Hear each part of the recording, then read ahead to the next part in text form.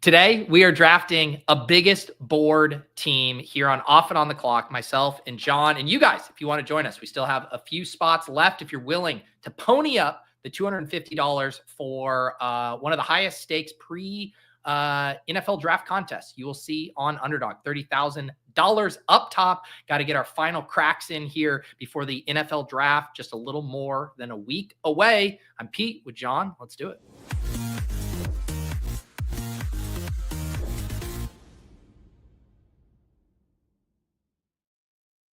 All right, John, I know you've been juggling a lot of sports right now. We got a big hoop slate tonight that you were just talking about, but we figured we would dig into a little NFL action here with things nearing the end for pre-draft contests.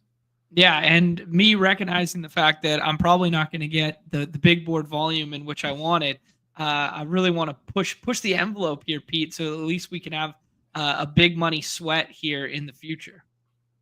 That is the goal. Yeah. I think, every member of the BadgeBros and Off and On the Clock, we've all had some nice scores individually, but what we really need is our Avengers moment where a streamed draft, takes it down. I feel like I think it was playoff best ball, NFL best ball a couple years ago. We had a good team that we drafted on stream, but nothing else jogging my memory.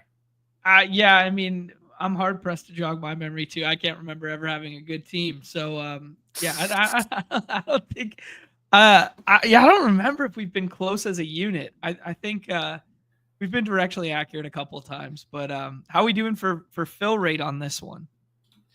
Yeah, so we still need 4 more people here. You're welcome to jump in as well. If you guys are in other Discords and you want to put up the back signal, go for it. I put a tweet out here as well. But yeah, definitely a little harder to fill these 250s for sure. But I thought the OOTC crew, we could get it done here. Okay, I'll hop in there. We got 2 left. Beautiful. Hopefully we can fill this bad boy. I know people want to draft them, and I know there's definitely interest in drafting them, but it does take like an orchestrated group. That's where the Discord and the bat signal is so huge for this. Yeah, I felt so blessed on Friday night because I did one of these on After Dark, and I'm an old man who goes to bed early these days. And so I was like, if I spend 45 minutes trying to fill this draft, and then, all of a sudden it turns into a 2.5-hour ordeal. But we got that thing filled right as the show was about to start. So we're doing good here. 2 more. We'll get this filled in a second, and then we'll be off to the races. Have you done any of the bigger boards, biggest boards, anything in that vein? No, not yet. We got 1 more spot perfectly. Yes. No, not yet. So I'm excited to do this. The only big boards and stuff that I've done are primarily with you on stream here. So this will be a little bit of a learning curve to just jump right into the biggest one available after having not drafted a ton. Oh, there we go. GME holder and me are in the same boat. Former Dog Bowl participant. Yeah, I haven't seen GME around recently. That's what feels so long ago. That first Dog Bowl, now considering that we had the NFL Dog Bowl, the first NBA Dog Bowl, that first one in Miami now feels like an eternity ago, even though it wasn't, that long as far as the calendar says. No, yeah, it feels like a lifetime ago. And man, it's crazy just how big the games have gotten even since then. Like we thought they were big then. Like we were working off of dog bowls with rake back and kickbacks to get them filled and that sort of thing. And NFL dog bowls this year were filled, on Friday sometimes. So yeah, definitely landscape of Underdog has grown immensely since then. Kramer wants to know, are you going to do any Zambonis? I know you guys did a stream. Was it 2 weeks ago with the putt guys? Yeah, so there's definitely in the archives that one with Moods and DJ Mitchell there. But then I also did a bunch yesterday. So a little more up to date information there. Streamed them yesterday. I guess I did a big Zamboni and 2 of the little ones, I think, on stream. Okay. So yeah, there's some recent ones there.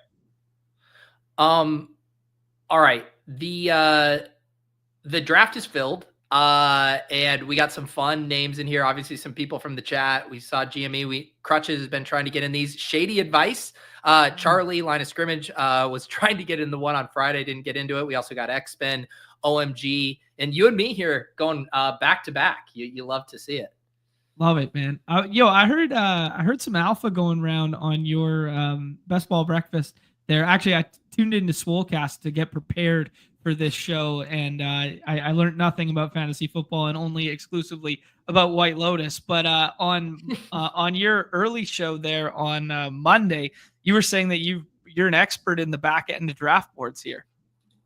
Yeah, I should check the data on it. Actually, it's just like anecdotally, I feel like I've either been like 2, 3, 4, or 10, 11, 12. And I think if I go look at my exposures, like I don't have a lot of CeeDee Lamb, not a lot of Justin Jefferson, like just have not had those picks. But again, my volume's been light. This is like my 32nd draft, so pretty small sample size. Yeah, LOL variance at that point there. But yeah, Easy says, as someone who's done 0 NFL, is Travis Hunter closing in as the biggest riser? I mean, he has to be. Someone in the chat, I didn't draft the first couple weeks the contest was open. I think people said he was in the like 160s or 170s then. When I made the Deposit Kingdom video, he was in the 130s. He's now at 82. And on Best Ball Breakfast, he went at pick 55 in one of my drafts. So I would have a hard time coming up with another name who has jumped that much. Wow. That's a lot there, man. So polarizing based on the landing spot. And the quote today was pretty interesting that like, regardless of where he goes, he refuses to not play both sides. Did you see this quote that was floating around? I did. He said, what, like, I'd rather not play football at all than to not play both ways. Yeah. That's a pretty funny quote there. And a good bit of negotiating on his part. Hey, whoever drafts me, I'm letting you know, I'm playing both ways. All right, I'm going to go ahead. I'm on the clock. I'll let John. This is the nice thing about John and I drafting separately is I can, draft the guys I want, and John can do his flip the board tricks over here. I wanted neighbors. I wanted neighbors in a big way there. I do think Amon-Ra like mentally seems like a little bit of a tier break here, but I am quite bullish on AJ Brown too, and he normally falls back to the middle of the second. Let's fuck around and find out, Pete.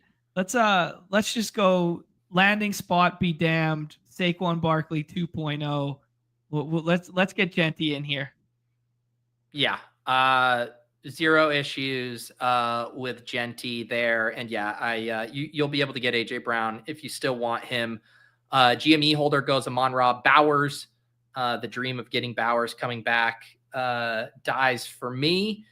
And let's see, I'll do CMC here as well and start CMC neighbors. I think I saw Jewish McCaffrey had a tweet yesterday or something about how he's just going to have infinity amounts of Christian McCaffrey as a second round pick. I do think it's an interesting one to think through. We'll probably learn a little more after the draft, right? About how the Niners are feeling, because the Niners always spend at least one pick on a running back. And then the question is just like, how significant of a pick is that running back? And in this year's class, if they take a guy in the second or third round, that could be pretty interesting. It also becomes a little muddy too with the timeline on Garendo when he got hurt at the end of the year.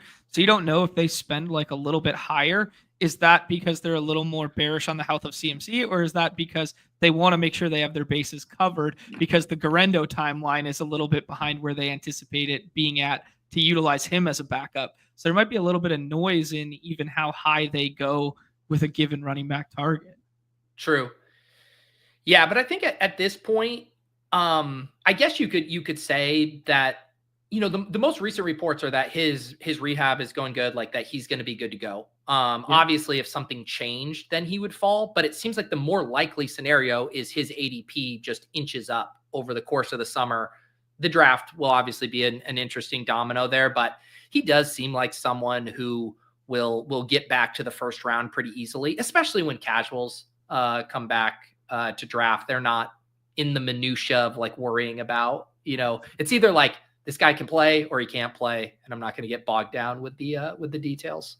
Yeah, 100%. What do you think about this like middling round here, like this second round as potential like future risers? Like CMC seems like an obvious one if we get like clean bill of health and all this sort of thing, and just getting excited with the recreationals at name value of CMC again. But like, who else stands out to you in that second round there?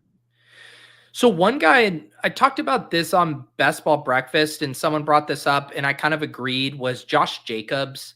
I kind of compared him to Jonathan Taylor last year, where it's kind of like, as the projections come out and people are just staring at it, and it's just like, okay, Josh Jacobs is going to be the lead back for a solid offense again. He returned, essentially first round value last year.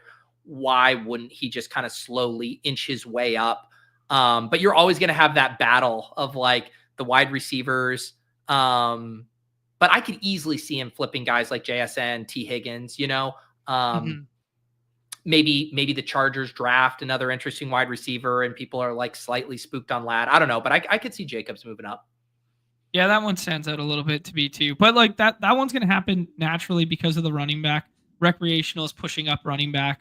I do think there is going to be a little bit of a pushback this year in terms of the running back position and the quarterback position based on the scoring of Underdog. Yeah. In what direction? I'm going to go ahead and take Marvin Harrison here. I actually haven't been able to get much of him, and we'll just have a 2024 rookie wide receiver theme here with CMC, Neighbors, Harrison. After you make the pick, tell me what you meant by pushback.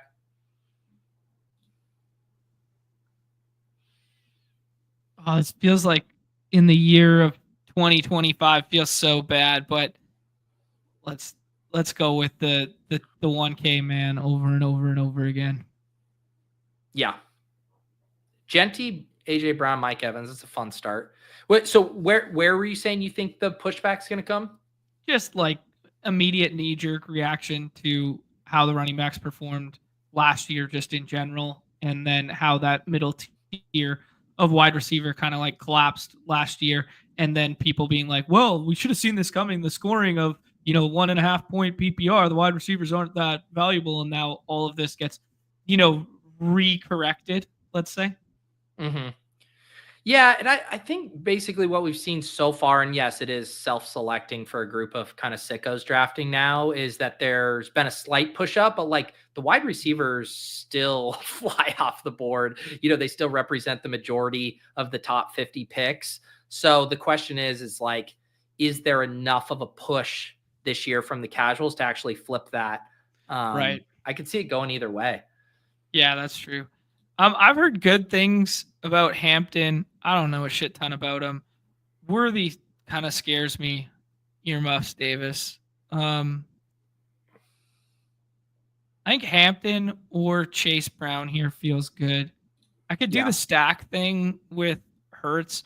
Let's do Chase Brown, good Canadian kid. Why not? I think I've seen Hurts get pushed, and when the drafter of Devonta is behind me, I don't know. Maybe it's like insane to think he could come back in the 5th, but in a stream draft room where he's not going to be stacked on the left-hand side of the board unless it's with Barkley. I don't know. I thought I could maybe pass it by there. Yeah, typically this is really early for Devonta Smith to go. Like he's generally more around at the 4-5 turn. You'll see the 4-5 sometimes be able to double tap both Hurts and him.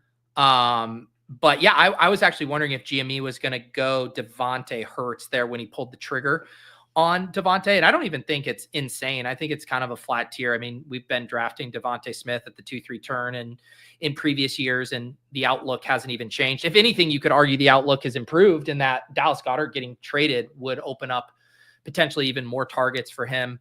But yeah, the stacking dynamics with these elite QBs is a little tricky. You do get like the simple one there. Terry McLaurin, Jaden is popular. Both Lamar and Zay Flowers are 4th round picks, so that makes it hard. Both Devontae and Jalen Hurts being 4th round picks can make it tricky. I haven't ended up with a lot of elite QBs so far this year. Yeah, that checks out. Yeah. This is interesting. Everyone's telling me in the chat that I'm a fish for taking Chase Brown. Am I a fish for taking Chase Brown?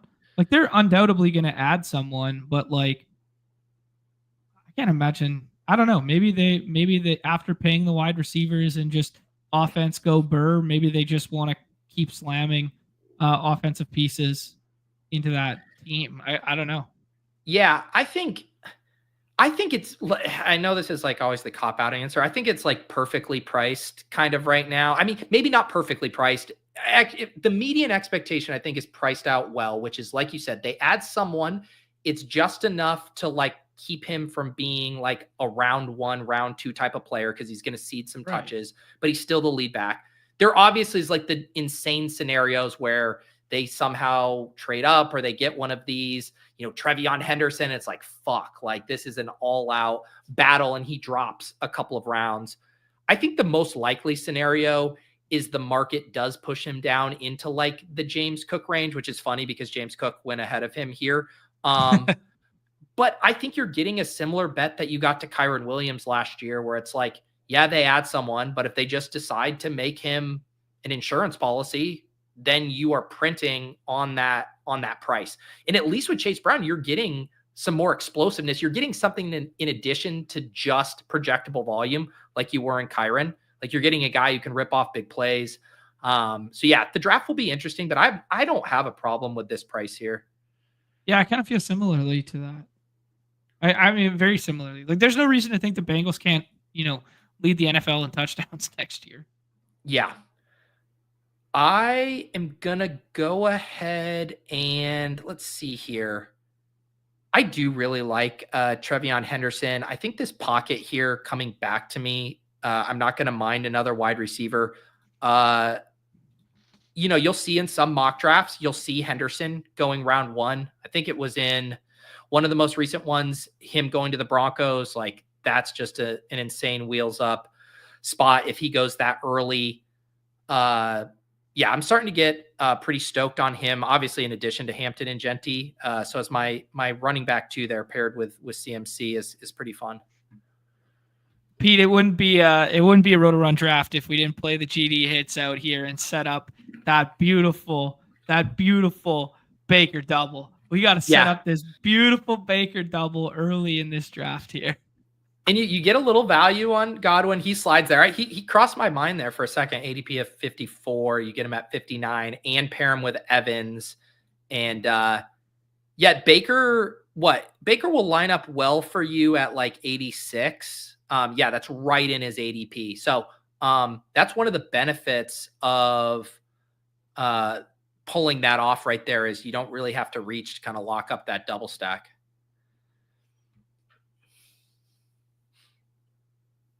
Did you freeze on me, John? Is John frozen for you guys as well? Can you still hear me? I think I lost John. It just froze with him just jerking off to his Baker Mayfield double stack here on the stream. We'll now see what John does here as he times out. Now we'll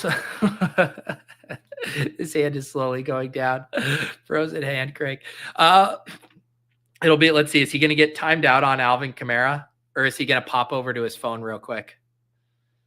All right. He gets Deebo Samuel there. Man, what do I want to do here? I do not like this spot, especially after Jennings, Ridley, and Samuel all went. What do I want to do here? Pickens, Judy, Jacoby Reed. I'm going to go ahead and take Kenneth Walker. I have not taken a lot of him. I think the thing that makes you feel good about Walker is like they're not going to add someone of significance in the draft. They feel pretty good about their backfield with Walker and Sharps. Got to imagine they're going to run even more this year with Darnold there. So we'll take a stab on Kenneth Walker. John, you're back. You still frozen, brother? Are you there? How we doing, John?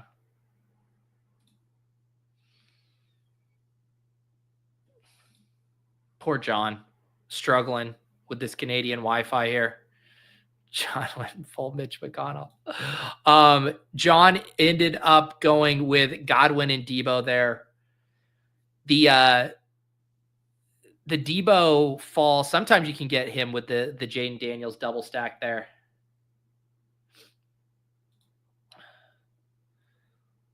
Let's see. John messaging me.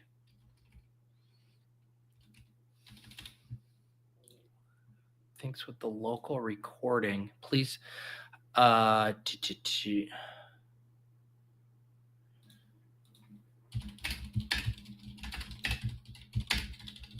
guys. We're trying to troubleshoot what's going on with John's stuff here.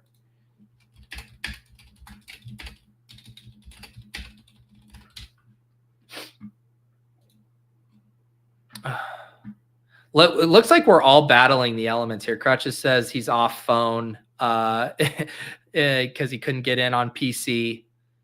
John's struggling with the StreamYard.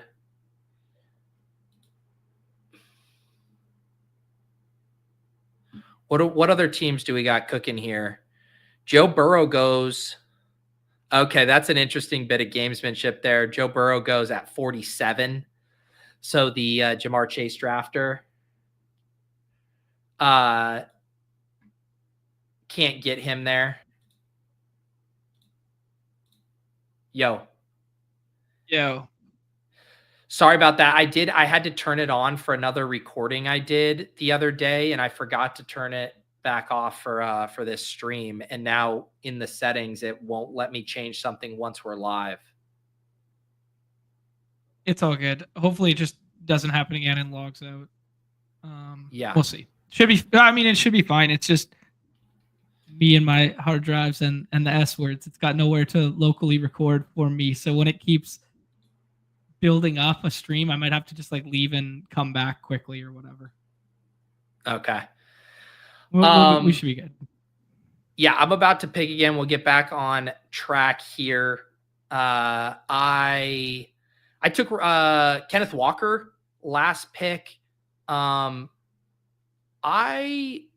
think I will do. You know what? I have not taken Brandon Ayuk much at all. I think because I have CMC, because I could potentially set up a little Niners thing. I'm going to take a stab on Brandon Ayuk. He's a polarizing guy, I feel like, for a lot of people right now. Yeah, that seems like a good pick there. He's going to be inevitably a big riser if the timeline is better than we anticipate. I think I'm going to take Hawk here. I might not have to take it right away because GME's got tight end already covered on the right-hand side, and he probably wouldn't double up. I'm a little skittish on quarterback situation there, but I don't know. He's been – that whole scheme has been quarterback agnostic, so let's take a swing on Hawk. I like the Hawk pick. I think that's solid. Interesting, the one hole did Kittle and Laporta there, so triggering a little bit of a tight end squeeze. But yeah, I think, and Hawk is nice too because sets up JJ McCarthy, who has a really nice price in these for a late stack option. Yeah, right, it also gives me the ability to do this for a little mini too with the Vikings stuff and just take Aaron Jones here. I'm a little skittish. We talked about the contract stuff with Jordan Mason and how they gave him real money and that sort of thing. Oh, John, but I'm telling you right now, Baker's probably not going to come back. I didn't know if you were considering that, but I have him a little pushed down in mind, to be honest. So yeah, maybe I should have just taken Baker. I had him pushed down when I was looking at the rankings tab opposed to looking at the ADP tab. So we'll see. I just I talked about it on Best Ball Breakfast and even on Friday, where it's just the quarterback runs in some of these rooms can get wild. And so if I can get a quarterback stacked up at or around ADP, I just kind of pull the trigger on it and figure it out. from there. So I just took Kyler with Marvin Harrison there, just to kick things off. But yeah, I don't think it's bad. But it's just like the room is probably not gonna give you Baker, 2 rounds past ADP. But if you do, it's a beautiful thing. We'll see. We'll see. Maybe everybody Yeah. stays in their lane and they don't want to do the McMillan thing. But yeah, that was a me not knowing the dynamics of the boards yet move by not just taking him there. Yeah. No, it's fine. It's just like there's just these crazy runs that happen. You can see ADP here. Basically like 100 to 130. It's like 9 quarterbacks just fly off the board. And it's obviously always trickier to navigate on the sides of the board, right? Like when you're in the middle, you can kind of read it, push a guy around, kind of play box out on stacks depending who's on either side of you.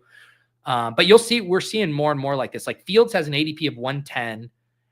He's even lower in some ranks, and he'll just go at 96 here to the Garrett Wilson drafter because this drafter is just saying he's not going to come back to me at 119. And I just like, I'm not going to fuck around. Yeah, that checks out.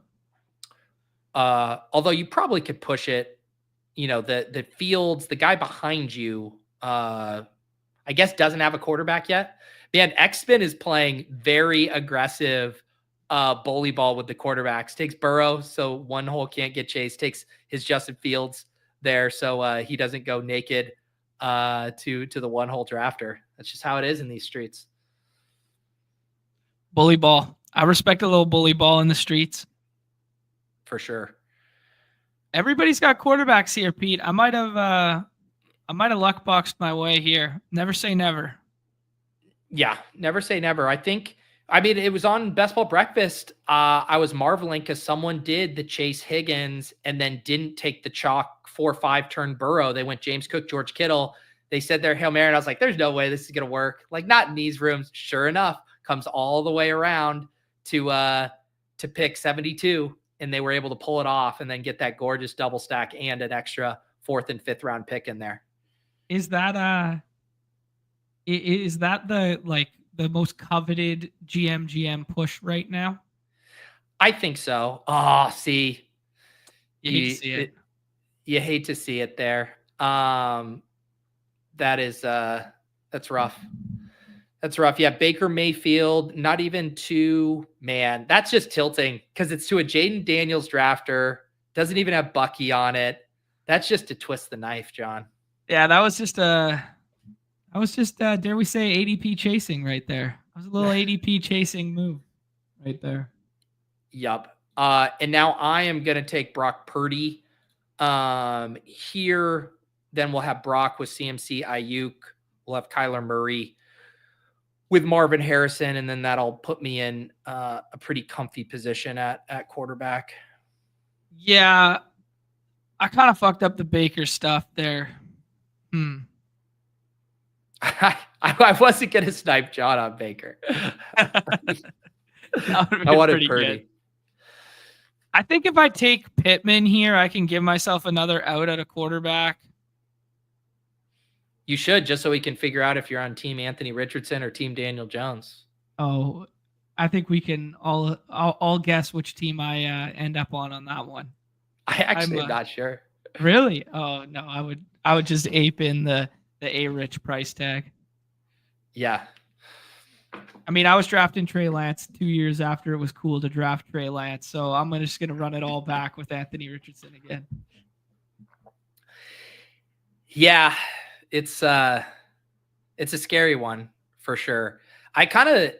Maybe it's just me being a chicken, but I kind of like, if I'm going to do that, I want to do like almost like a punt 4 QB build where it's like you get Richardson and a rookie, you just double tap Richardson and Daniel Jones and just like you take 4 quarterbacks all after pick 130 or something and just use your kind of extra roster spot there as opposed to taking on the risk of just being down to, 2 quarterbacks essentially. Yeah, I think that's what I've inevitably accidentally put myself in that position here. Yeah, so this is by far my least favorite portion of the draft board. I hate everything about it unless I'm trying to get a QB here. So I'm just going to pull up a wide receiver here and grab Jaden Higgins, a guy who I think is going to be more expensive than this. Leg Up has a pretty bullish ranking on him relative to his ADP. Think he's going to go early round 2 and just get a little wide receiver firepower on top of the rest of the room. But man, this pocket here where it's like you're looking at Kelsey, you got the running back Swift, Pacheco, Brian Robinson, like they're all likely to get a lot of competition via the draft. And so if you don't need a quarterback that lines up in this range, it's pretty vomit inducing. It also makes it harder too, because those quarterbacks in this range don't really have like fruitful backstack options. You know, like if we do Love there, like maybe you can spin some narratives for back end Packers guys, but like I don't really want to do like Herbert without Ladd. I mean, actually Herbert you could do some backstacking with, because you could do like Mike Dubb and you could do like Dustley or something like that. But I'm staring at this going like, I don't want to backstack Dak without CD. I don't want to backstack Shroud without, Nico or anything like that. Yeah, it's sure. Sorry, go ahead. Yeah, this is a good question from Sus, and he says, are you guys as into stacking in the biggest board or more leaning into projectable QB points relative to price? 1/4 playoff pod advancement feels like it changes the math a little. To me, there's like, and this is always the conversation around stacking and correlation, and the correlation that we're kind of aiming for in the Best Ball Mania gauntlet, or even the big board gauntlet, right, is like, we know that we have to finish like 1 out of 16 at the top of the pod, and nailing that quarterback wide receiver stack can help us like advance. And I completely agree that that is way less of an issue in this format with, like Sus is saying, 4-12, 1-4, 1-4. Like, you don't need that specific pairing. I still think team level correlation across the course of the season, where you're just saying, I want to be right on this offense being good, is still important. And so you do get the added benefits of the built-in playoff correlation. But I still want to have a densely concentrated bet. I still want to just say, hey, the 49ers are really good. Ayuk surprises, and I even almost considered Kelsey there. So the team level correlation, I still think, is something I want to be going out of my way to do. Yeah, it's the old adage of the rising tide lifts the ships, right? Like that's the If we think the Bengals score a bunch of touchdowns this year, well, I don't really care, whom I'm directly tethered to in week 15, 16, or 17 in a smaller field like this. But I do want, Bengals go Burr as my mantra for the team. Right. Or for the roster, I guess. And maybe where you start to get in the nuance of that for this format is actually like later, where you're like, I'm not going to take Mac Hollins just because I have Drake May. I'm going to actually just take the guy who I think projects better. And I don't have a good example off the top of my head right now. But that kind of thing where it's like, you're not forcing the back end and just saying, I am going to try to make sure whoever I'm drafting is just playing and a body at the back end. That might be a way to think about it. Yeah, I think that's a good call. All right. So I'm sitting here looking at a lot of quarterbacks. It's funny because I was debating between Lamar Jackson at the top, and you do see Bateman here as a fairly big faller. Maybe I will just take Bateman. This is like the classic thing. How many times have we done this, John, where you take Jay Diggins, 20 picks ahead of ADP at 111, and then Rashad Bateman, you did 20 picks past ADP, even though there was no way I was going to get Higgins, but we get both there. Yeah, you just go ahead and flip their ADPs in those 2 rounds there. I think I have to really start addressing the quarterback position now, and there's no clean stacks.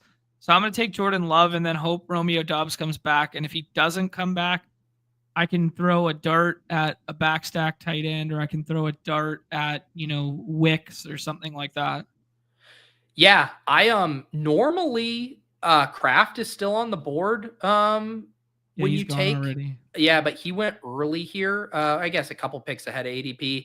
But I still think Love, like you said, Dobbs, there's Wicks, and they're likely to draft a wide receiver too. So you can kind of throw some stabs at some rookie wide receivers. But I did for Fantasy Life a few weeks ago. I wrote up my favorite backstack quarterbacks, and in Green Bay made the list there. So yeah, you're good now with Dobbs coming back. Yeah, there we go. Now things look a little bit better. This team would look a lot better with Baker there. Yeah. This is the spot where I just I have Kyler Murray, I have Marvin Harrison, and I still have a hard time getting myself to click Benson over some of these rookies in the same range who I think could just Benson's price is going to be Benson's price for pretty much the whole summer. I feel like where some of these rookie running backs are going to move up significantly. So I take Dylan Sampson there, even though I gave a long, hard look to Benson.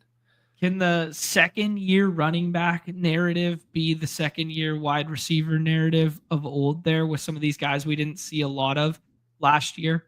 Like Benson, like Jalen Wright, like Blake Corum, like that sort of stuff? Or is this running back class just too strong that we stop believing in those guys as secondary options if they add a third back to those rooms? I think it's interesting, right? Because it's interesting if you go into it and you say, nothing has changed. James Conner didn't get hurt, so Trey Benson didn't get an opportunity. Kyron Williams really didn't get hurt, so Blake Corum didn't get an opportunity, and the team still likes them. Or do you start to worry there's a little uncertainty of hey, they spent a pretty high pick on Trey Benson, and he clearly wasn't looking phenomenal in practice because they never felt compelled to really give him a lot of extra touches. Do you get worried about how the team actually feels about them after seeing them for a year? That's the lingering thing in my head. But to your point, I think some of the spots, the pendulum swings too far in the other direction, where it's even look at a guy like Tyler Algier. This isn't a second-year guy. Actually, the best example is Will Shipley, right? A second-year guy. He's going to be the backup running back to Barkley. Gainwell's out. The Eagles are not going to invest seriously in the running back position, knock on wood. That's a really strong handcuff to have. So yeah, I think you could argue that some of these situations haven't changed. We were taking Benson at pick 100 last year, and now you're getting him later. But there is also, I think, a little added uncertainty with a year under our belt. Yeah, well said. I think the ones that stand out to me mentally are the Benson one, the Corum one, the Shipley one, as you alluded to, the Marshawn Lloyd one of they clearly liked him last year. People were talking about him last year, and now all of a sudden he's just not even on our radars at all. What's changed between this year and last? Yeah, because there is a little bit of we did the same thing with Kendre Miller, and granted, you could explain that away with, hey, the coaching staff hated him, yada yada, but the Marshawn Lloyd one kind of was a tweener of he was hurt, but he also had some opportunities. And the team was just this is Josh Jacobs' team. Yeah. But yeah, I don't mind buying the discount on some of those year two backs for sure. I'm really learning the kind of quote unquote sweet spots of these drafts that you're accustomed to, and most of the room's accustomed to. That spot where you scooped up Henderson and Walker, that feels like a nice pocket for the double running back if you only have one through the first 4 rounds. And yes. That little a quarterback pocket that you were talking about earlier there, where I missed out on Baker, I should have been taking him there. I think all that to say, I think this is the time for JJ McCarthy to set up that Minnesota double stack. I think this one feels like the spot. Yes, for sure. I think especially with a drafter behind you that only has one quarterback, locking that up there makes a ton of sense. Do you do any two? You said you didn't have a lot of elite quarterback, but do you do any 2 quarterback builds in 20 rounds? I honestly haven't, generally because I still like Shadur and Dart as guys who are really cheap, who I think will be starting in the fantasy playoffs. Okay. But I do think it's viable. Obviously, like if you do 2 quarterbacks relatively early. I think on this team where I have Kyler and Brock, round 8, round 9, could I live with a 2 quarterback team? Sure. But if I get a good price on a QB3 or a stack opens up that I haven't set up yet, like I think my preference is still to have 3, unless I have like one of the elites, which I don't think I do. Yeah, I like that call. Garendo stands out to me. I think I'm going running back here. Ray Davis stands out to me. I was never in on. I'll do Ray Davis here. Is that an ADP play? It's a little bit of ADP play. Yeah, I don't mind. I mean, he's another guy we can talk about, that same year 2 running back. You know, it was disappointing how much work Ty Johnson got last year.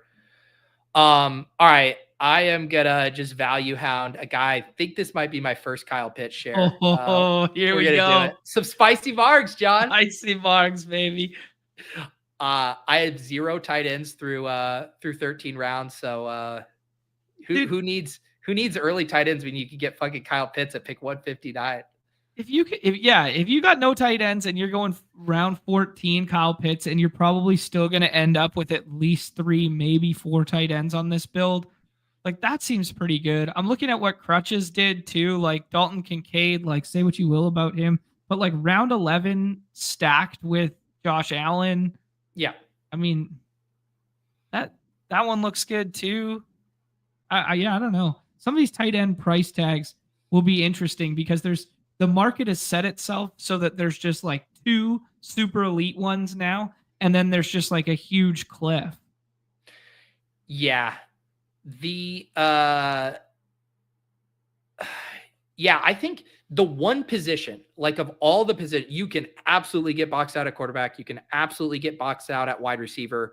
I think you can get a little boxed out, like a true 0 RB team. I think you can find yourself in an area where, yeah, maybe you load up on some rookies, but like, I think you can get boxed out. Tight end, I just never feel boxed out. I really think you can punt it. Like, look, I took my first tight end at 159. You have Henry K. Dotton, Zach Ertz, Brenton Strange, Pat Freiermuth, Dalton Schultz, Mike Gesicki, Cole Kmet. All of those guys are starting tight ends. Right there. So it's the one position. As much as I like getting one of the elite guys, I do try to prioritize Bowers, McBride, and Kittle. But if it doesn't line up for me like it did in this draft, like I'm content punting it. Yeah, I think if I could, run the time machine back, maybe I would have passed on Hawk, and maybe I would have not passed on Baker. And that's how this team for me could be different. Now learning the 2 quarterback pockets and learning the tight end value pockets. So probably should have spent $10 learning that, Pete, and then spent $250. But we live and learn here. John, you always say that you need these big price tags on these drafts to feel something. So here you go. Man. You're feeling something. You're feeling regret. I even gave you chance. I was like, John, this might be the spot to take Baker Mayfield, brother. You're like, fuck it, Aaron Jones, brother. Whenever you can take a committee back who's oft injury prone, who's pushing the wrong side of 30 here, you got to take him, Pete. You got to take him. Oh shit, man. I'm doing a classic John mistake though in these draft rooms here though, and taking like all the names I'm familiar with instead of just like shooting the moon on some of these rookies down here though. Yeah. Well, we're about to find out if you're an Anthony Richardson guy. He's hanging around here. You're about to find out. All right.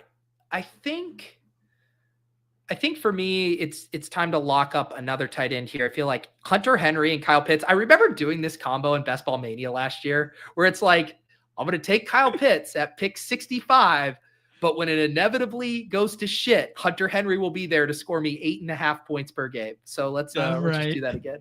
There you go. That's how you conned him up, Kyle Pitts there. I do also, the other thing about Richardson, like a lot of his value obviously doesn't stem to being stacked on like a week over week basis, but on a season long capacity, like stacking Richardson, still feels better because you're making a bet on, he plays well enough to then, keep Michael Pitts and keep some of these other options going. And there's 2 backstack Colts options that are just like super obvious that I'll have access to with my next pick as well. Calling Michael Pitts or Michael Pittman Michael Pitts is just a devastating Freudian slip. After we're talking about Kyle Pitts too. Now I need to decide what I want to do here.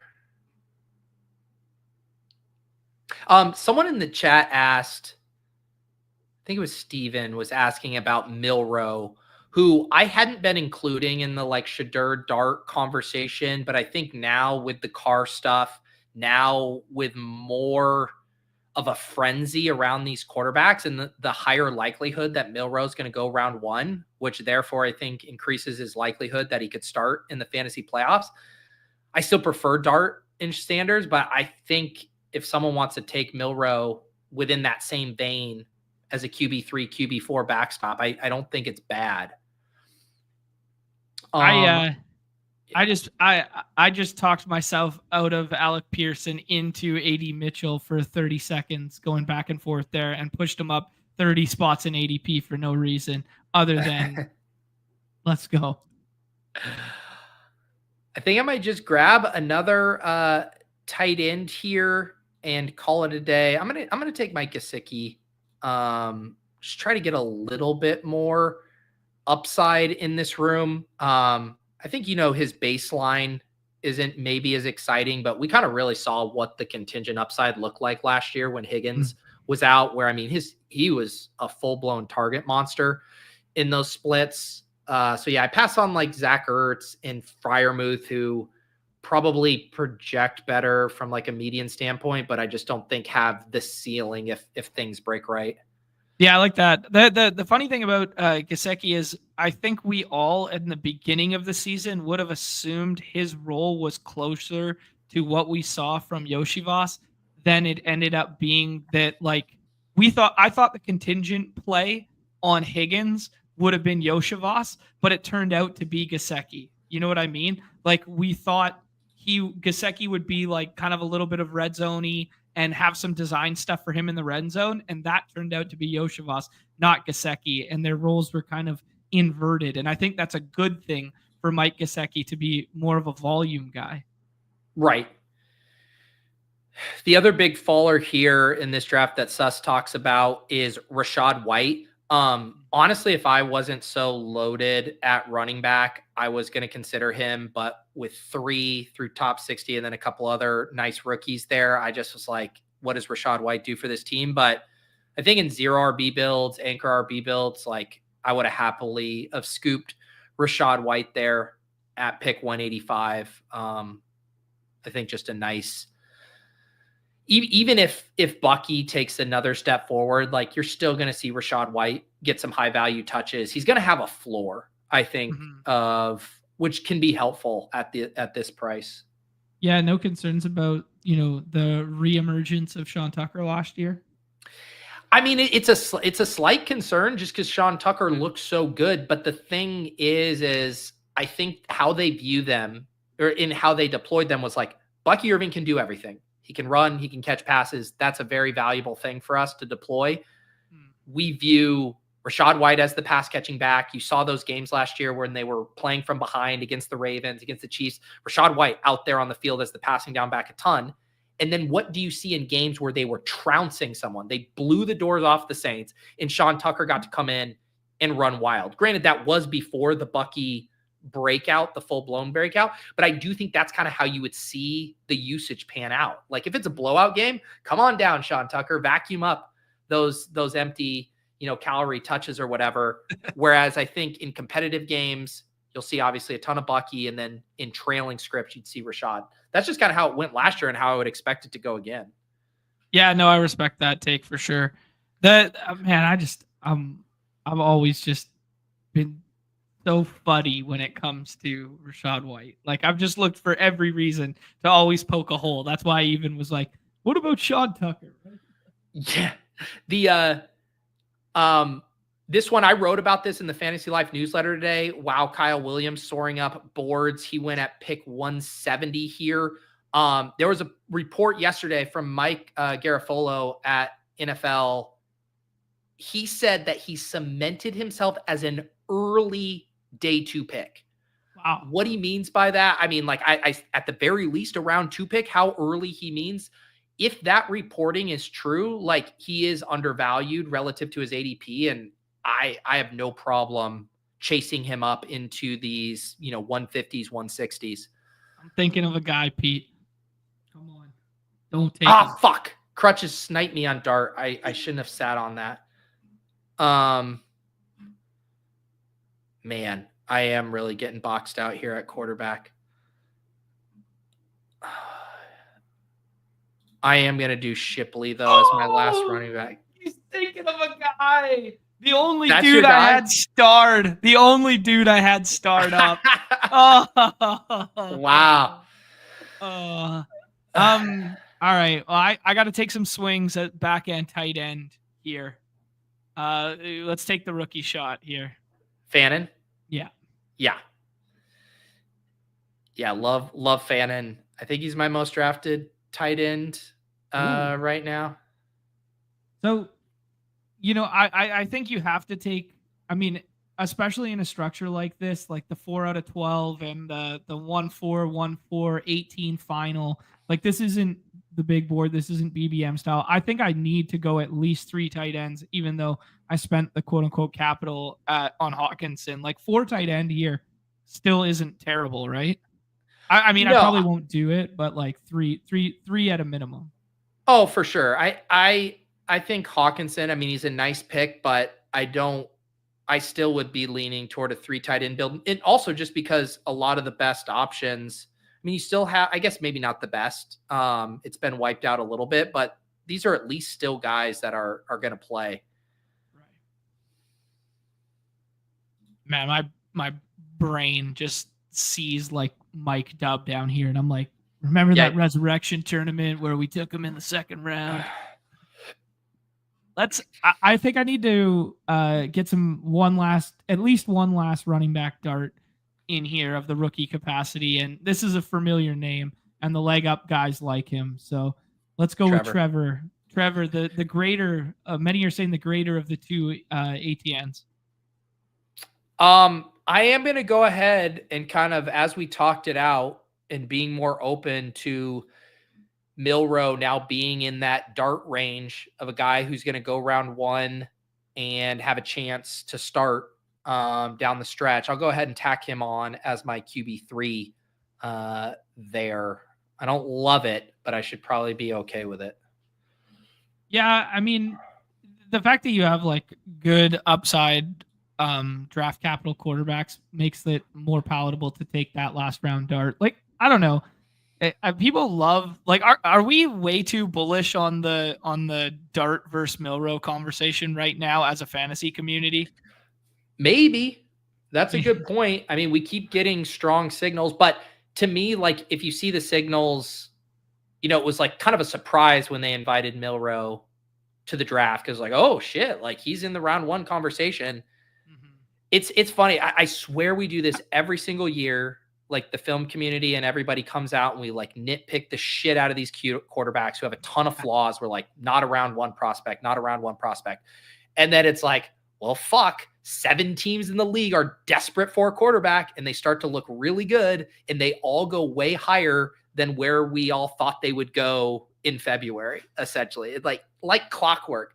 And I think that's why I'm even feeling the lag myself on Milroe. I'm like, all I have in my head are all of the negatives I've heard people talk about with Milroe. And now I'm catching up to the sentiment that a team's going to pull the trigger on him in round 1. Yeah, absolutely.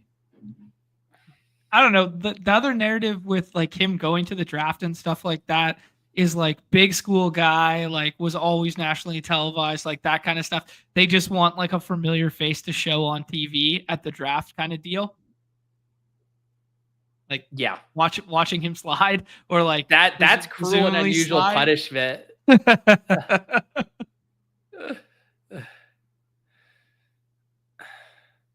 All right, I gotta see two more picks. how I'm gonna. Yeah, we got 2 picks left. I'm gonna see how I'm gonna land this plane. I think 6 running back is probably fine on this team. Genty, Brown, Aaron Jones, Sharps, Ray Davis, and the good ATN. The good T ATN. the good ETN. That's giving me nostalgia to the good Michael Thomas. Oh yeah, nice. There was also a good Mike Williams era too.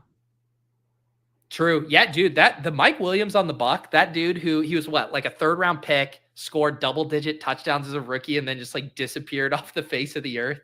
So weird. And then there was the one from SC on Seattle too.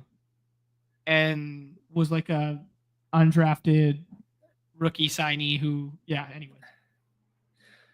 I'm going to take Torrey Horton. I think another guy whose draft capital might surprise. I think he could be a round three guy, giving me a little shades of kind of like Jalen McMillan stock last year, just kind of slowly ticking up before the NFL draft.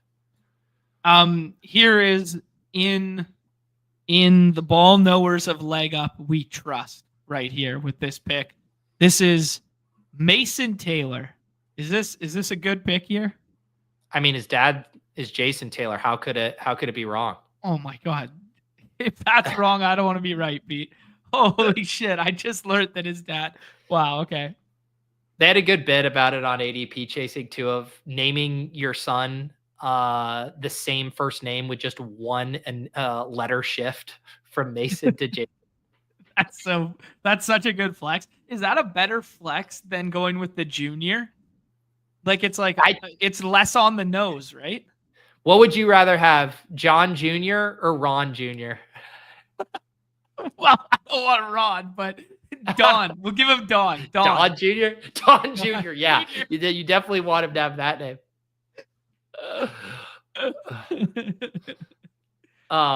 That's funny. Yo, okay, Pete, would you land this plane with a running back or a wide receiver? I think it's a wide receiver here. Yeah, I think it's close, but I think a wide receiver. Yeah, I honestly think it's so close. It's whatever you like, running back or wide receiver. If you want to grab Mike Williams, you can grab Mike Williams. I was going to grab Mike Williams, but I got to stay on brand and scroll the fuck down for, even though it's $250 here. This is a scroll the F down that I haven't seen yet. How about a little Trey Tucker in our life? How about a little Trey Tucker in our life? I thought he played well last year. Gets Geno this year. Yeah. All right. I don't have anything I need to do with Arizona, San Francisco. I'm going to actually, this is why I love the chat. I think I saw Sus post something earlier saying that Liam Cohen was talking about his wide receiver 2, wide receiver 3, and mentioned Parker Washington and De'Ami Brown and didn't even mention Gabe Davis. Parker Washington, one of those like DeMario Douglas types, Jalen Naylor types, where it's just like, yeah, they're not a superstar, but when they get on the field, they play well. You know, I like those football players. Yeah, that was pretty professional ass wide receiver comp right there. Yeah, there you go.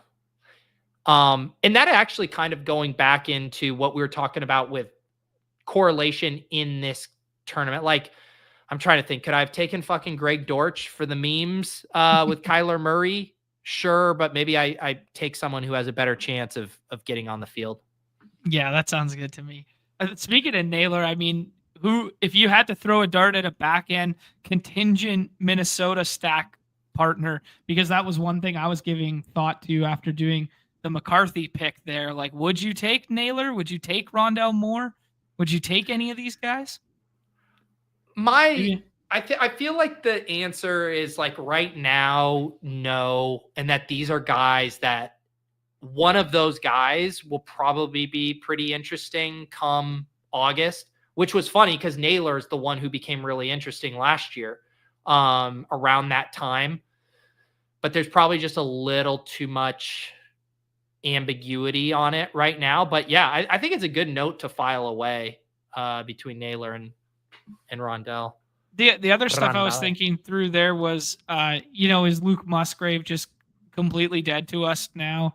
Instead of going like rookie tight end, I could have done the love stack thing. I don't know. Maybe I was just getting too stack happy for a draft that is the advance rates are so much lower like this. Like I was looking at like Christian Watson, like will he even play football? Like when's he going to come back from the ACL kind of thing? I don't know. Yeah, it's funny you mentioned Musgrave. I was thinking about him the other day. I went for a walk and did a draft, and I did the Jordan Love backstack, and similar to you, got boxed out on Tucker Kraft. And I had like a long think to myself about Luke Musgrave. I ended up not doing it. But I do think it's kind of funny, right? In that could the pendulum have swung in the other way, where it's like initially we were all kind of too overconfident Luke Musgrave was the guy. And then we kind of started to hear more and more that, oh, maybe this is closer than expected. And then their ADPs ended up kind of crossing the sea. And now you might be able to say the other way, like, has it flipped too much? I think Kraft is obviously the preferred, but Musgrave going undrafted, at the very worst, you spin decent contingent upside, right? Like if Kraft were to get hurt. But this is a classic old school example of the Hayden Hurst and Mark Andrews, and how the draft capital was spent on Hayden Hurst as a first rounder and was taken above even Lamar. And then the pendulum flipped once they realized the other player was actually good, kind of deal. This kind of happened with the Packers, right? Where it was like, once Kraft got his opportunity, they spent decent capital on both of them, right? Like they were second and third round picks, both of them, were they not? So same draft year too. So yeah, same draft. Let's recap a couple teams. Someone in the chat was also curious about Shady Advice's team as well. John, I'll first recap mine. You can recap yours. We can check in on a couple others there. For me, Kyler Murray, Brock Purdy, and then a very conflicted Jalen Milroe selection there. 6 running backs, CMC, Trevion Henderson, Kenneth Walker, Dylan Sampson, RJ Harvey, Will Shipley. Love my running back room. Not too many qualms about that. Malik Neighbors, Marvin Harrison, Rashee Rice, Brandon Ayuk, Jaden Higgins, Rashad Bateman, Torrey Horton, Parker Washington. First 3 were really nice. Ayuk, Higgins definitely have both a wide range of outcomes there. But Bateman, Horton, Parker Washington, I think a solid wide receiver room. And then the punt tight end build, Pitts, Henry, Gesicki. Kind of gross, but I think just enough there to keep you alive, basically would be the hope. Maybe it's just because I know the names and recognize the names and like that sort of deal that I'm like, hey, that's not even that bad there, Pete. Like maybe that's just me not being caught up to speed with like the rookie landscape of the tight end position. But like I see that and I go, man, I should have just punted tight end. I mean, yeah, it's like I said, you can build very nice looking punt tight end teams because it's just the deepest position. Read your team here. What did you cook up? Yeah, we went with a 3-6-8-3. We probably should have taken Baker, but we got Jordan Love, JJ McCarthy, and A-Rich here. Then we got Genty in the first round there. We took Genty over CMC and over Amon-Ra St. Brown. And then Chase Brown, Aaron Jones, Charbonnet playing the GD hits with that one. Yeah. Ray Davis, Trevor Etienne, not to be confused with Travis there. AJ Brown, Evans, Godwin, Debo, Pittman, Dobbs, A.D. Mitchell, Trey Tucker, who shout out to Charlie in the chat, said he liked that pick. He's got 8% thus far. And then we got Hawkinson, Fannin, and Mason, not Jason Taylor. Yeah, I like the structure of this team. Literally, the only note was I would swap out Baker for Aaron Jones, and then you could get another running back where you selected JJ McCarthy. 155. You could probably get another rookie dart there, and you feel really good about that 2v2. But otherwise, like this team, maybe sprinkle in a rookie wide receiver to that room just to give it a little upside. But AD Mitchell, year 2 guy. You got a little pop down the stretch there. I like the barbell tight end. Grab Hawk up top and then throw darts on 2 rookies who could get pretty good capital. But yeah, not too bad for your first one. Yeah, it's not too bad for a first one is the perfect takeaway. It's like, hey, this guy's dusting. He's knocking off the rust. That's what he's doing right here. Let's do a quick. Someone wanted to see Shady's team. What did he do? Okay, he did the 2 quarterback thing. Lamar and Penix. Wow, 8 running backs. 8. Mixon, Connor, I guess kind of 0 RB-ish. Benson. Wow, doubling up on Arizona. Algier, Wright, Corum, Eckler, Lakeem Allen. He basically heard our entire conversation about year 2 rookie running backs and said, let me get them all. Puka, London, Adams, Burden, Downs, Slayton, Tutu. Interesting. Did he get sniped on Stafford? Or did he just stop? Because Puka and Adams there. Interesting. And Atwell. He's got 4 Rams pieces and no staff. Actually, now I'm curious. Jimmy G's going to be cooking this year. I'm curious. So he took Penix at 127. And Stafford, I mean, he passed on Stafford at 162, didn't come back to 175. I mean, Stafford's ADP was 149. So he could have had him. Shady. Wow. Tried to push Stafford. What have we been saying to you guys? You can't push these quarterbacks. John tries to push Baker. Shady tries to push Stafford. Yeah, but Shady's smart. I'm just fucking around out here. Yeah, no quarterback is safe in these rooms. And then let's see, we had Crutches. Crutches had the Allen, Lawrence, Dart. Did get that stack with Kincaid and Shakir. Nice little mix here of some rookies, Giddens, Jordan James, Noel, Besh, Jalen Royals to round out his wide receiver room. Looks solid there. Lawrence stacked up with Brian Thomas. Not too shabby. In the ratio of real profile pictures to fake profile pictures, I'm digging that. You know what I mean? Like having exactly. three wild cards in the wide receiver room, 1 at the quarterback position, 1 at the tight end. They're like jokers, man. Like these are like deuces or wild right here, where he has 1 rookie at each spot minimum. That's right. That thinking of these as playing cards is really funny because it's like some of these will be aces and some of them will be deuces. And it's just like which playing card are they going to turn into? Let's check out my guy Charlie. A 3-5-10 2 build, getting up to 10 wide receivers. Nix, Darnold, and Young. So kind of punting quarterback there. Gibbs, Hampton, Pollard, Swift, Ollie Gordon. So kind of a lean but strong running back room. Goes deep at wide receiver. Hill, Sutton, Myers, grabs a couple rookies, Igbuka, Harris, and then comes in with some professional football players, Coker, Wilson, MBS, Vele, Mike Dubb, and then rocks the 2 tight ends there with McBride and Ingram. Interesting build. Yeah, I wonder if that's format specific, much like I wonder if Shady's was format specific with the 8 running backs there. Because like, I don't know. When you advance 4 out of 12, 1 out of 4, 1 out of 4, like, are you better off having like those professional ass wide receivers at the end and not taking zeros? Like effectively taking zeros, you know? If we can project where zeros are coming from, well, the zeros in the last round at guys that we might not even get draft capital are probably way more fragile than taking like Mike Dubb in the last round.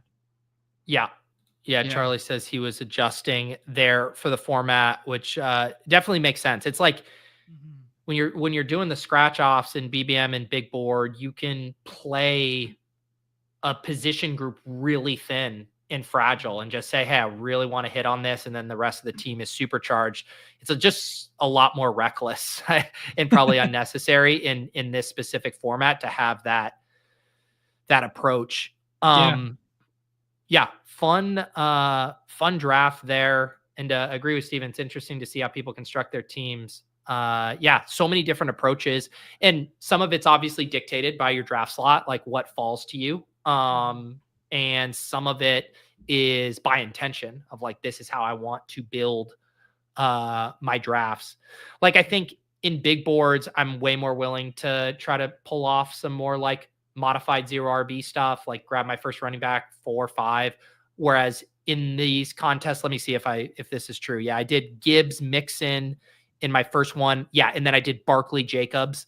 Like, yeah, I like getting a little bit more of that high end running back volume, where it's just like the zero RB thesis of letting the chaos of the season take hold. It's like, man, you don't want to be buried in the ranks in a 4 of 12 advance kind of contest.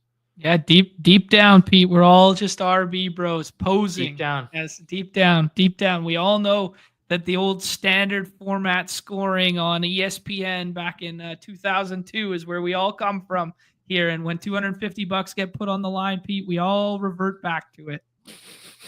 It's so true. Musty, any idea when we will see some puppies roll out? Puppies are going to be after the NFL draft. I don't think too much more is coming. I know I had already seen Hope mention people had been asking about rookies and sophomores. They said that was going to be a summer thing. Puppies, obviously, a summer thing. I haven't heard too much yet as far as like the exact plan for the early rollout. Last year, they had the stages, right? That was kind of the thing they talked about, was like the calendar. And it's like, this is the first batch. Then there was a few other batches, but I don't know if you know anything else at this point, John. No, I would envision something similar to last year where they had the staged rollouts and, just a revised and revamped version of that. But I have no insider information right now. Yep. Also, someone in the chat was asking for a pick'em. Did you make one on the Membies only stream?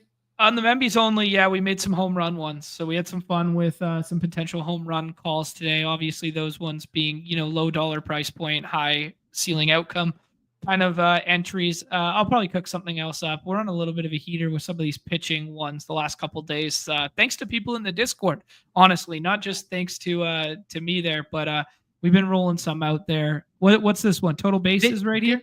This was Nez. So Nez put this one out on Twitter, and I had a 60% profit boost in my account. So this was Jacob Wilson, higher than 1.5 total bases, Kerry Carpenter higher than 1.5 total bases, and Judge higher than 1.5 total bases. And then with the 60% boost, had a nice little multiplier on it.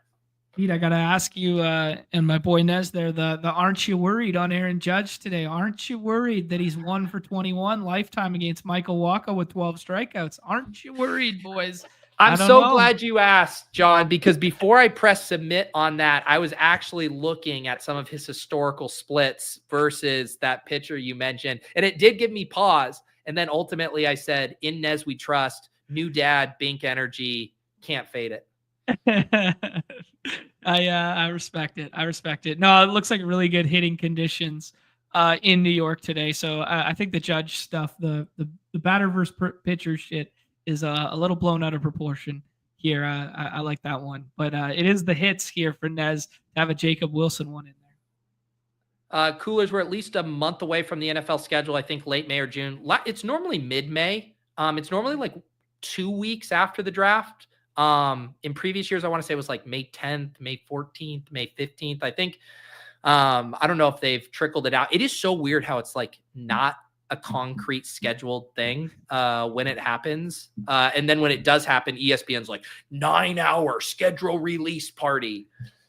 But yes, it's crazy because everything else in the NFL calendar is so well defined with the exception of the calendar itself. Yeah.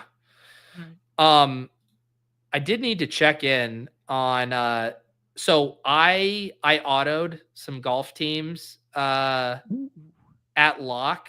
And so did we advance? So I did. Dude, advancement is on Wednesday. Dude, how about this for an auto, bro? 5 scramble returns, 3 of 5 advance rates, autoing off ADP. Who says ADP isn't efficient? Well done, Pete. The golf show, man, the golf show that we did with AMAC aged like wine for the Albatross stuff. I went through mine the other day before wildcards.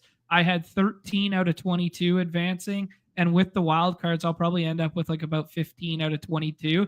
And the whole thesis the whole thesis of the play was around Rory, and the thesis around Rory had nothing to do with him winning the Masters. It's the fact that he holds course records for week 2 and week 17. So the Rory stuff hasn't even come to fruition, and he's already won and pushed us through. So very cool. Wow. That's yeah, that was a good show. I actually tossed that on, but clearly didn't take it to heart in that I auto drafted instead of manually drafting those. I should also mention if you guys are in the hoops playoff hoop streets, we did a really fun show last week with Scott Bloomstein, who won the dance last year. I guess a quick question for you, John: has any playoff seeding or any other developments shook out since we recorded that? Yeah, a little bit in terms of like matchups. So like the pairing of certain teams isn't as ideal as it once was, just based on like where the play-in will be and where whatever happens. Primarily the Western Conference, where like you just kind of don't want the Warriors with the, or sorry, you don't really want the Clippers with the, or you don't with the Nuggets anymore. And then so some of those back stacks that we were doing of like double West teams have cannibalized one another. So it's actually led me to flipping the board. Shocking development here, a decent amount. And I did like some Rockets in the first round stuff, and I did some Knicks in the first round stuff as well. So yeah, outside the macro stuff aged quite well, and the majority of the pairings aged pretty well. But I did a re-up on it yesterday as well. If people are interested in the dance, I think I did 2 or 3 of them on stream yesterday. That's awesome. So yeah, great time for playoff drafting between the Zamboni and the dance. Looks like the dance is at 75% right now and closes on Saturday at 11:30 Eastern time. Also the Gills playoff tournament too. If you want to get first place and flown out to LA for a live taping, based on what John and I experienced hanging out with those guys in San Diego, that would be an incredibly fun experience. Oh yeah, they're a lot of fun. That would be great. We did one of those on stream yesterday in hopes that I could find my way there. I vowed Pete that I would wear my TJ McConnell jersey on stream if I happen to bink that contest. So yeah, dude, Gil's got a Netflix show coming out this week too. Does he? Next week? Yeah, he's they're doing a full breakdown of the whole gun in the locker room incidents. It's called Shooting Guard. Oh, that's incredible. Yeah, like I saw the trailer this morning. Netflix someone posted it in the Discord, and Netflix officially tweeted out the trailer for it. So man, Gil's stock is on fire right now. That's sick. I'm excited to watch that. One of the fun things when I was because we were staying at the place, at the resort we were at for the Dog Bowl, in our little bungalow or whatever was right next to Gil's. And I had the pleasure of getting to explain like the Gil backstory and lore to Lauren because he was right next to us there, and reminiscing about all of those escapades was very good. And now I'm excited to see them immortalized. Speaking of basketball documentaries, I've been watching the Celtics one on HBO. Have you checked that out at all? No, I haven't watched that one yet. Good. It's pretty good. It's like produced by The Ringer and Simmons and his crew, but goes back all the way to the OG days with Bob Cousy and Bill Russell, and then obviously up through the modern times. I'm in the like Larry Bird era right now, but very well done. If you're nostalgic for some old school hoop stuff, I definitely recommend it. I'm not even a Celtics guy, and roll my eyes a little bit at some of the like Bill Simmons Homer indulgences, but I've been pretty entertained by it. And there's some really good interviews. Like do you remember Robert Parrish? He is he gives some incredible quotes in this documentary. I love the peel back behind the curtain of like what players were going through in that time, what they were thinking, and then some of the backstory stuff. Irregardless of sport, I love that sort of stuff. Like I watched the full one that's on Netflix there of the Olympics. Like that was really good with the dream team and that sort of. Oh, not yeah. So yeah, that's a good one. Like just talking about kind of what it goes on behind the scenes. I love the peek behind the curtain with the athlete stuff. Like when we were picking Gil's brain and stuff like that, talking about that. I love hearing those stories from the athlete side because we're consumed by the spreadsheets and the fantasy numbers of it all. And the human element is so cool. Yeah, you reminded me of that, of like the human element. There was a scene where Bird got into it with Moses Malone on the Hawks, and Malone put him in a headlock. And again, just even aside from the point I was going to say, what just like the fact of how much physicality and fighting there was in like 80s basketball. It just like, I was saying to Lauren, I was like, he would have been, suspended for 3 months for that. Like, might not even get to play the rest of the year. Like the stuff, and then the refs would just be like, "All right, break it up. You're good." But Robert Parrish, right before that, Larry Bird had kind of had a weird quote about him where he's like, "Oh yeah, Parrish wanted an extension or something," and Bird's like, "Trade him if he doesn't want to play ball. Like, we'll get somebody else out there or whatever. Like, we'll get next man up." And so Parrish was like, "Yeah, I'm watching Larry get put in a headlock by Moses Malone." He's like, "Normally I go fight for my dudes," and I was just like, "I'm good. You deal with this." It's like, that's great. Yeah. Wow. It was very entertaining. The other thing that blew my mind, the amount of insanity of what they would allow fans to rush the court at the Garden after some of these championships, where it was like, in guys where like James Worthy talked about getting like punched by a fan, like as he's trying to get off the floor. And I'm like, talk about a lawless society. Like, you were just going to imagine now, just fans running on and being like, "Hey, LeBron, like, I'm going to square you up or harass you or whatever." I'm like, this is fucking insane. That is insane. I mean, that's a little throwback to like the college stuff of like storming the field and that sort of deal. But I don't know, Pete, what do you think about this one? Because this is a take I've had for a long time about storming the court and this sort of thing. That the whole championship celebration, especially in basketball, to me is kind of lost on me now, because instead of fans storming it and the team celebrating with the fans and that sort of thing, it's media that storms. And like, LeBron wins a championship, and what happens? He doesn't celebrate, with his teammates and stuff. He goes down to 2 knees and he's looking at the camera like this, and he's just inundated and surrounded with cameras. So even though that is less safe, it's a more organic feeling and representation of what a championship means than what we have on TV nowadays, where it's like the camera's just right in LeBron's face and he can't even dap up his teammate before he has to, show the world how happy he is on his face, It's funny you say that, because what happened, so I think it was the 84 championship when they beat the Lakers, and that's when that happened. But then they won in 86, and they were blowing the Hawks out. They were up by like 15 or so with like a few minutes left, and they sent all of the starters to the locker room and they started celebrating. The game was not even over. Red has his cigar out there. Kevin McHale's got the champagne, and they had the entire bench. They just left 5 guys. It was like, you guys deal with all of the fans storming the court, and we are already all celebrating. And it's like 2 minutes left in the game. That's crazy. That might be a little too extreme the other way. That's pretty crazy though, that they knew, like, anticipating that, like, hey, if you guys take care of business early, you guys get to pop that champagne early. Get out of here. Yeah. It is there. Yeah, the footage on the I think it was the 84 one, the Lakers one, and you watch it as the clock, strikes 0 and they win, and Larry Bird makes a beeline for the tunnel, and he's elbowing fans out of the way. He's just like, he knows, like, in their head, they're like, you're about to win a championship, and these guys are fighting for their goddamn life. They're like, I have to sprint to the exit. I'm like, just like, how is this allowed? It's right. Yeah. You think they could get away with it nowadays too still? Surely there's not enough manpower in the building to stop if we wanted to go back to that era of the fans just going, fuck it, here we go. Well, I think it's funny because you think about, where does it happen, right? It still happens in college sports.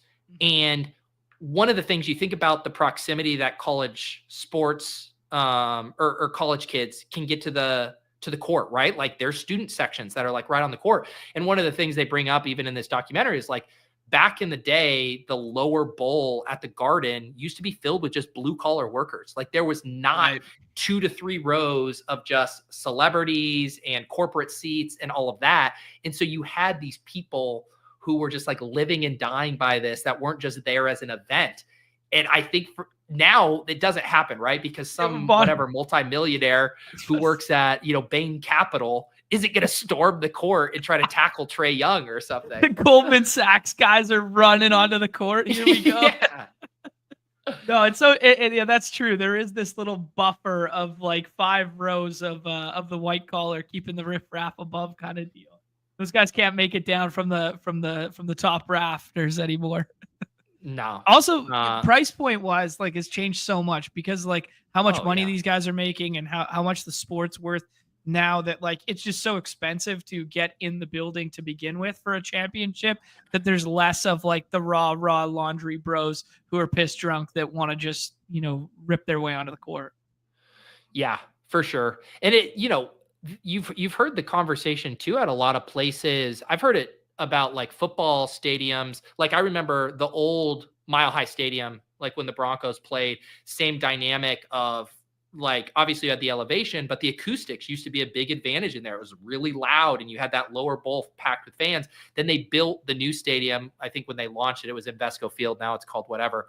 And it was like way more like spread out, way more box seats, way more there. And like people talked about like actual decibel levels not being as high as they once were, that you actually lost some of that home field advantage by changing the way the stadiums and how the seating worked. Yeah, no, 100%. Like that was really prevalent in Seattle when they built the original Quest there, and they basically built it so that noise would stay contained with like the angling of the roof.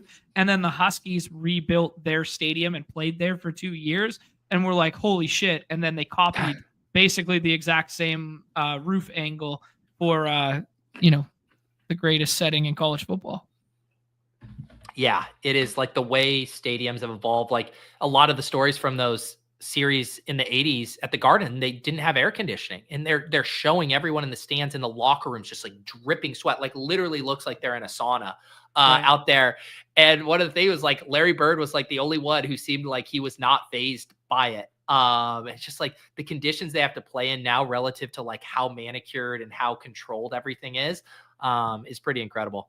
Yeah, very much so.